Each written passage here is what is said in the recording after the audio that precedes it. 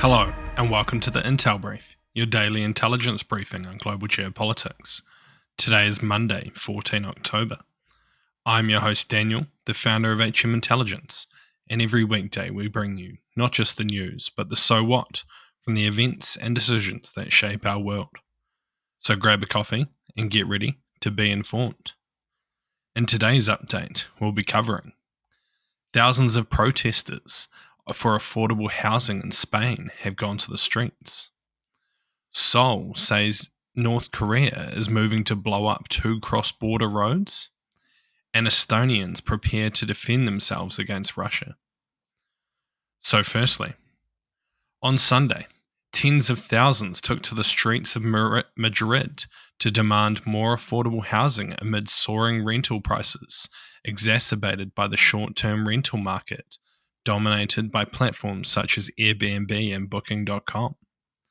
Under the banner, "Housing is a right, not a business," protesters called for lower rent and improved living conditions, with organisers claiming of a turnout of nearly 150,000 people, though the government estimates that individuals were more around 22,000. Following the main rally, some participants continued their protest along Madrid's Grand Via, disrupting traffic. In response to these issues, the Spanish government announced in July a crackdown to unlicensed short-term rentals, aiming to balance the economic benefits of tourism with citizens' concerns over rising house prices driven by gentrification and tourist demand.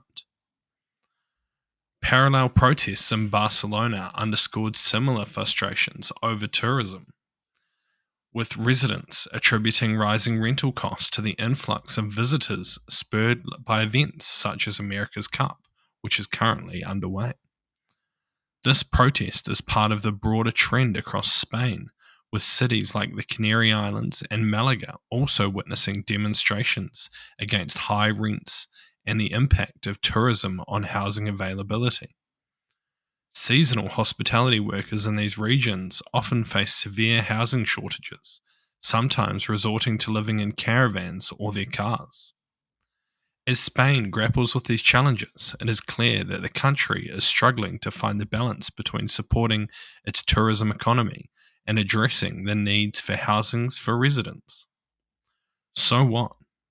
Spain is not alone in these challenges. Similar issues can be seen in most Western capitals. And as highlighted in the article, there are numerous reasons for this, from the short-term rental market, like Airbnb, increased migration, and private equity buying up property for investment.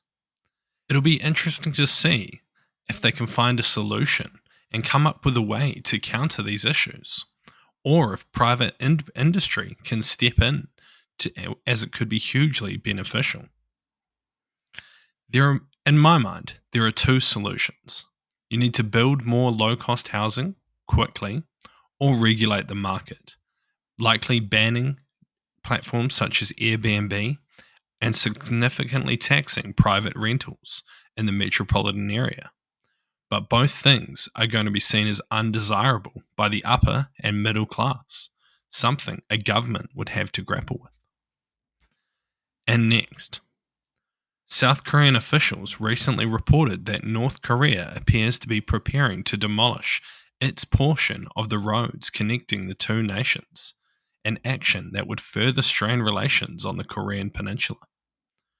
Screens have been set up on the road, and North Korean forces may soon carry out the demolition, which follows accusations from Pyongyang that South Korea used drones to spread propaganda over North Korean territory.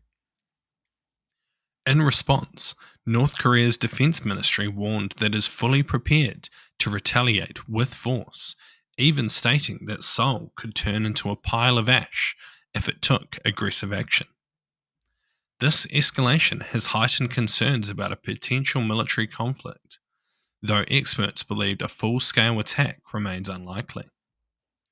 The move to destroy the roads reflects North Korea's shift away from peaceful reunification efforts, underscored by last year's constitutional change in which Kim Jong-un declared South Korea as the country's principal enemy. The destruction of cross-border infrastructure would significantly set back peace efforts and further demonstrate North Korea's strategy of rallying its citizens against a common adversary. So what? While it is highly unlikely that North Korea will attack the South on its own, there is always risk of accidental escalation when tensions are running as high as this. However, it is clear that North Korea wants to show the South that they mean business, something that is unlikely to resolve tensions in the short to medium term.